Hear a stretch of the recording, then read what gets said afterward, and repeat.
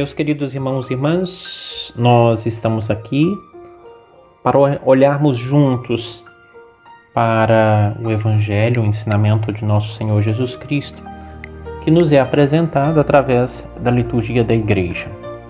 Nós estamos hoje no 23º domingo do tempo comum e a liturgia da Igreja ela é rica e ampla. Nós temos uma reflexão da Palavra de Deus dentro do contexto da celebração litúrgica, e a essa reflexão nós chamamos de homilia, porque é uma reflexão que atualiza essa Palavra de Jesus para o nosso hoje de uma maneira muito familiar, de uma maneira muito simples. A homilia ela não se trata de uma exposição exegética e um estudo aprofundado do texto bíblico. Então, por essa razão, nessa reflexão aqui, embora nós não estejamos dentro de um contexto litúrgico, mas eu quero oferecê-la com as características de uma homilia, ou seja, uma conversa muito familiar com você, para que a palavra de Deus ela possa chegar às dimensões mais profundas do seu coração e da sua realidade, a fim de que você possa, contemplando essa palavra, essa presença de Deus junto com você possa rezar melhor e possa vivenciar com mais profundidade os ensinamentos de Jesus no seu cotidiano. Mas eu sei que para que essa palavra ela chegue dentro do seu coração e na realidade da sua vida, há uma necessidade muito maior de uma presença, não a pessoa da Santíssima Trindade, ou melhor, a presença da Santíssima Trindade, com o seu Espírito, que é capaz de sondar as profundezas do seu coração e do coração de Deus, para poder fazer essa comunhão por meio dessa palavra de Jesus. Por isso eu te convido neste momento a rezar, oferecendo-se ao Senhor e pedindo a unção, a sabedoria e essa força do alto, para que você possa, muito mais do que ler a palavra do Senhor, muito mais do que escutar uma meditação, você possa fazer um verdadeiro mergulho aí. E eu te convido a rezar comigo. Se recolha em algum lugar, dispõe também um tempo, isso é necessário. Encontre uma posição corporal que te permita entrar nessa comunhão e nesse diálogo com Deus, que deseja falar com você. Senhor, que todas as minhas intenções, ações e operações sejam ordenadas ao serviço e ao louvor da vossa divina majestade dos meus irmãos. Tomai, Senhor, e recebei toda a minha liberdade, a minha memória também, o meu entendimento, toda a minha vontade, meus afetos, tudo que tenho e possuo, vós me destes com amor. Com gratidão vos devolvo. Disponde dele, Senhor, segundo a vossa vontade, dá-me somente o vosso amor, vossa graça. Isso me basta, nada mais quero pedir. Conceda-nos, Senhor, a graça de um conhecimento interno de Jesus, para mais amá-lo e segui-lo. Amém. Meu querido irmão, minha querida irmã, você pode tomar comigo o texto que está em Mateus 18, 15 a 20. 18, 15 a 20. Se você tem a oportunidade de acompanhar a leitura, acompanhe na sua própria Bíblia. Se não, ouça apenas e com o coração aprofunde. Naquele tempo, Jesus disse aos seus discípulos: se o teu irmão pecar contra ti, vai corrigi-lo, mas em particular, a sós contigo. Se ele te ouvir, tu ganhastes o teu irmão. Se ele não te ouvir, toma contigo mais 2 ou 3 pessoas, para que toda a questão seja decidida sobre a palavra de 2 ou 3 testemunhas.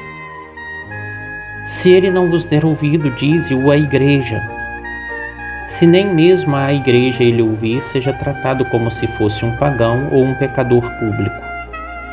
Em verdade eu vos digo, tudo que ligardes na terra será ligado no céu, e tudo que desligardes na terra será desligado no céu.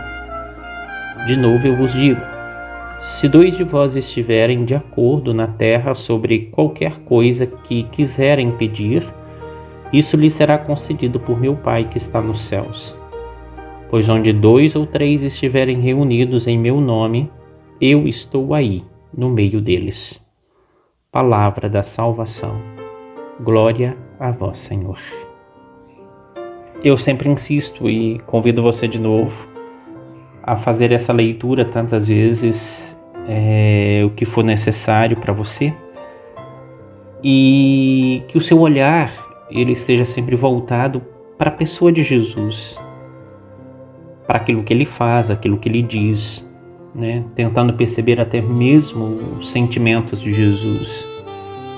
Toda a ação do Evangelho, né, ela acontece a partir de Jesus, ele tem que ser o foco da nossa reflexão. E um dos primeiros elementos que aqui está, e eu te convido a prestar atenção nisso, é que Jesus disse aos seus discípulos. Essa página do Evangelho, ela consiste nas palavras de Jesus ditas aos seus discípulos. E eu fiquei pensando, e é importante você entender, quem eram os discípulos de Jesus e quem são os discípulos? Numa palavra, a fim de que a gente não estenda muito, porque esse não é o tema principal, o foco da nossa reflexão. O discípulo é aquele que encontrou o Mestre e procura seguir o Mestre, imitando-o nas suas atitudes e procurando vivenciar a sua palavra e o seu ensinamento. Por isso, aquilo que o Mestre tem para poder dizer é de grande importância para a vida do discípulo. Eu suponho que você que está me escutando, você também já teve a sua experiência de encontro com o Mestre e hoje você quer pautar a sua vida nas palavras do Mestre. Por isso essas palavras são importantes, importa para você compreendê-la e as implicações dela na sua vida. Antes, porém, de adentrarmos nas próprias palavras do Senhor para poder saboreá-la e meditá-la, eu gostaria de chamar a sua atenção para uma realidade de todo discípulo e uma realidade, portanto, nossa. É a nossa realidade enquanto pessoas. Isso nos distingue de outras criaturas. Nós somos pessoas. E a pessoa, ela é um ser em relações. Quanto mais profundas são as suas relações, mais profunda será a vida dessa pessoa, mais plena, mais realizada será essa pessoa. Você pode notar que no fundo de todas as frustrações, por trás de todo o empobrecimento e miséria humana, nós encontramos relações que estão feridas, que estão machucadas, estão lesadas e são relações às vezes inexistentes. Essas relações, do ponto de vista pessoal, né, de pessoa para pessoa, relações interpessoais, mas também a relação com Deus. Então, onde a relação com Deus está destruída e comprometida pelo pecado, nós encontramos normalmente uma vida humana profundamente empobrecida, profundamente miserável. E nosso Senhor Jesus Cristo, com a sua missão, ele veio para poder restabelecer a relação do homem com Deus e restabelecer também a relação do homem entre si, dos seres humanos entre si. Assim sendo, eu gostaria de te convidar a lançar o seu olhar em todas as relações que estão em torno de você. Existe uma relação que nós precisamos prestar atenção nela, que é uma relação básica, nós estamos inseridos nela, é a relação na nossa família. Esse núcleo, por menor que ele seja, é onde nós começamos os nossos primeiros vínculos. Nós observamos que esses vínculos começam até mesmo no ventre da nossa mãe. Ali se estabelece um vínculo tão profundo, tão misterioso, que a gente o leva como modelo e como base pela vida fora. Depois vem outros vínculos, né, que nós construímos, alguns mais profundos, outros até sem muita profundidade. E eu acredito que hoje, de um modo especial, nós temos uma tendência na nossa cultura agora de empobrecer muitos os nossos vínculos e as nossas relações. Quando nós migramos, né, quando nós transportamos para o meio virtual aquela necessidade dos vínculos que nós temos e que necessita de uma presença, que necessita mesmo de uma dimensão daquilo que nós encontramos em Deus, né? Deus se encarnou. Por essa razão, os vínculos, para serem profundos, eles precisam se encarnar dentro da realidade. E parece-me que essa dinâmica ou essa demanda do virtual não gera nenhuma profundidade, não geram vínculos profundos. E aí nós estamos diante de um grande problema, e não é esse problema o tema da nossa reflexão. Por isso eu gostaria de chamar-te a atenção para os vínculos que nós estabelecemos na comunidade cristã, os vínculos que nós estabelecemos a partir de Jesus Cristo, que são os vínculos de comunidade. A igreja nos ensina a partir da própria observação do ensinamento de Jesus e da vivência das primeiras comunidades cristãs, que é impossível viver uma vida cristã com profundidade se não tivermos comunidade. Então o ensinamento que o Evangelho de hoje nos apresenta hoje é sobre um elemento que é profundo para poder curar e para poder construir essa relação que é tão importante, que é a relação fraterna, a relação em comunidade. Antes, eu acho que é importante você observar o que Jesus disse sobre essa relação. Jesus atribui um poder tão grande a essa relação que lá no finalzinho do Evangelho ele diz o seguinte: se 2 de vós estiverem de acordo na terra sobre qualquer coisa que quiserem pedir, isso lhes será concedido por meu Pai que está nos céus. E onde 2 ou 3 estiverem reunidos em meu nome, eu estou aí no meio deles. Veja que poder que Jesus atribui a essa relação fraterna. Se 2 de vós estiverem de acordo na terra, será conquistado, né, no coração do Pai aquilo que quiserem pedir. Exatamente isso. Um acordo aqui na terra entre 2, numa dimensão de fraternidade, é capaz de conquistar o coração do Pai e desse modo você pedir, e isso lhe será concedido pelo meu Pai. Ou seja, uma união na terra é capaz de mover o céu. E por outro lado, essa reunião na terra de irmãos é capaz de trazer nada mais, nada menos do que a própria presença de nosso Senhor Jesus Cristo. Pois onde 2 ou mais estiverem reunidos no meu nome, eu estou aí no meio deles.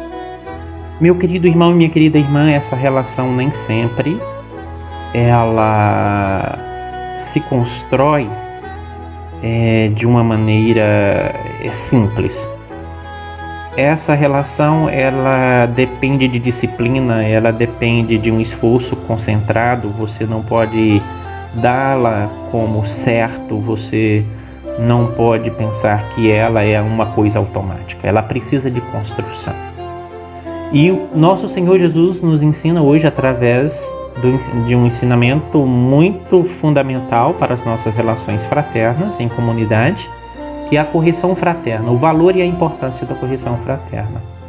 E ele ensina os próprios passos que eu passo agora a te dizer e eu passo agora a te lembrar. Nosso Senhor Jesus diz o seguinte: se o teu irmão pecar contra ti, chama ele primeiro a sós. Se ele não te ouvir, faça isso na presença de 1 ou 2 pessoas. Se não te ouvirem, faz isso na presença da igreja. E se não ouvir, trata-o como um pagão, como um pecador público. Eu acredito que nós devemos nos debruçar diante desse ensinamento, porque isso aí parece que está claro para nós, mas nem sempre nós exercitamos isso com profundidade. O primeiro passo e o primeiro nível que Jesus nos ensina é fazer isso no silêncio da caridade, de uma maneira discreta. E eu digo sempre que quando alguém peca, contra alguém erra, quando alguém compromete a sua relação fraterna conosco, e se nós somos movidos de um sincero amor e uma sincera caridade, que é o que deve estar no nosso coração, normalmente nós resolvemos o problema com a pessoa nesse primeiro nível que Jesus nos ensina aqui, a sós com seu irmão. Normalmente, quando a pessoa ela tem a garantia do nosso amor, ali mesmo a relação já é restabelecida. Mas digamos que não conseguimos isso nesse nível, Jesus diz, então faça isso na presença de duas ou mais pessoas, uma ou duas pessoas. E se essa pessoa ela tem a garantia de que essas duas pessoas, não é? Elas estão movidas também de um sincero amor, com toda certeza o seu coração se comoverá diante disso e a relação ela será reconstruída, porque o critério fundamental está nas entrelinhas. Não deve ser dois juízes que deve se procurar, mas deve-se procurar duas pessoas que são mais chegadas, duas pessoas, quem sabe, que têm um acesso mais livre a este irmão. E finalmente, se esse irmão não escutar essa pessoa, leva na presença da igreja. A igreja aqui, ela é com toda certeza o símbolo da comunidade fraterna, da comunidade acolhedora, comunidade que está aí não para julgar, mas para poder acolher, para sarar as feridas, fazendo da comunidade realmente um lugar de perdão e de festa, um lugar de reconciliação. E se nesse ambiente ainda não é o suficiente para essa pessoa se corrigir, nosso Senhor Jesus Cristo disse, trate-o então como um pagão, como um pecador público. E aqui é onde existe uma das nossas maiores incompreensões. Todas as vezes que eu leio esse evangelho e medito nele, para mim é impossível não pensar na maneira que Jesus tratava os pagãos e os pecadores públicos. Então parece que seria uma contradição que Jesus devolvesse aos seus discípulos um comportamento que existia para com os pagãos e os pecadores públicos sem Jesus Cristo. Não, Jesus não está autorizando a excluir. Jesus não está autorizando a desistir. Jesus está simplesmente recomendando que é bem provável que esse irmão ele não tenha os critérios para poder viver o Evangelho. Ele ainda não abraçou os critérios do Evangelho, do seguimento de Jesus. Então isso precisa ser reconhecido, porque o próprio Cristo disse, conhecei a verdade te libertará. Mas, e às vezes pode ser que esse irmão ele não dê conta de estar na comunidade, porque ele não deu conta de assumir os critérios de Jesus. Então é importante ele reconhecer a verdade e permanecer na verdade, estar na verdade, e a partir dessa verdade de que ele não consegue viver o Evangelho, viver os critérios do Evangelho, criar com ele uma relação como a relação que Jesus tinha com um pecador público, sempre na expectativa, sempre na esperança, sempre aguardando o melhor momento para que essa pessoa se renda e se volte para Deus. Meu querido irmão, minha querida irmã, eu não quero estender a reflexão por mais tempo do que estar aqui. Eu te convido a pensar em tudo isso e pedir o Espírito de Deus, que é o vínculo da união, o vínculo entre o Pai e o Filho, para que Ele também esteja no seu coração, para que você possa construir as relações fraternas e desse modo viver um pouco mais em plenitude. Eu te abençoo em nome do Pai e do Filho e do Espírito Santo, e que a paz do Senhor permaneça sempre convosco, hoje e sempre. Amém.